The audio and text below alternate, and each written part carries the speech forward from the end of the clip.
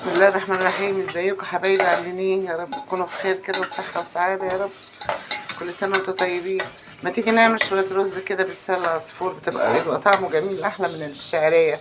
انا عندي قلقاس اهو، عندي قلقاس، عاملين قلقاس يعني. انا وريتكم اعمله قبل كده اهو، فقلت ايه اعمل شوية رز بالسلة عصفور احسن من الابيض، يبقى طعمه جميل. حطي مثلا نص كوباية لسان عصفور حسب الرز اللي هتعمليه، او كوباية حسب ما انت عايزة برضو، زودي تنقصي. وتحطي مثلا عليه الرز تحمريه بيه.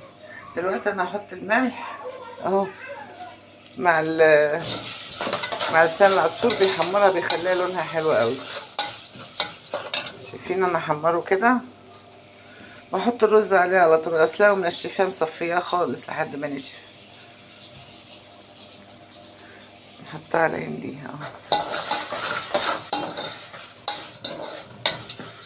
احلى رز، احلى من الابيض واحلى من التاني، بيبقى طعمه جميل كده، تاكلي كده تحس ان هو طعمه حلو، احلى من ابو شعريه والله. كمان لسان العصفور بتخليه طعمه حلو قوي، بتخلي منظره حلو.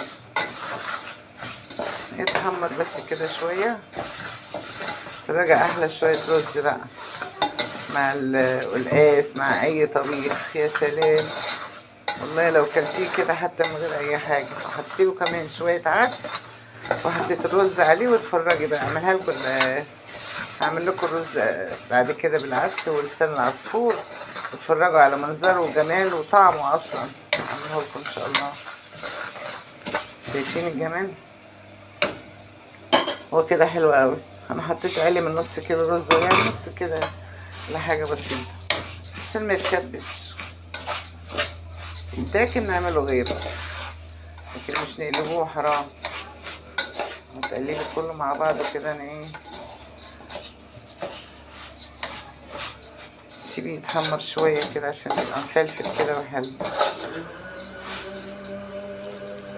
ثواني كده وتقلبي كده، تحسي ان الرزايه بقى ايه مش معجنه. مهما ايه، حتى لو نسيتي وزودتي شويه ميه زياده ما تلاقيش الرزايه معجنه كده. الشماعه خلاص، بس تلاقيها طعمها بقى جميل كده، ومش محروق ومش بايشه. بس تقلبي كده. معلش الرز بتاعنا كله حته من السوق اللي هو الكياس ده، عشان كده في حته ياما، بس برضه بيبقى حلو برضه. الله يبقى جميل. خليه يتشوح مع بعضه كده شويه. شايفه هو كده حلو قوي؟ شايفين؟ نحط الميه بقى على طول.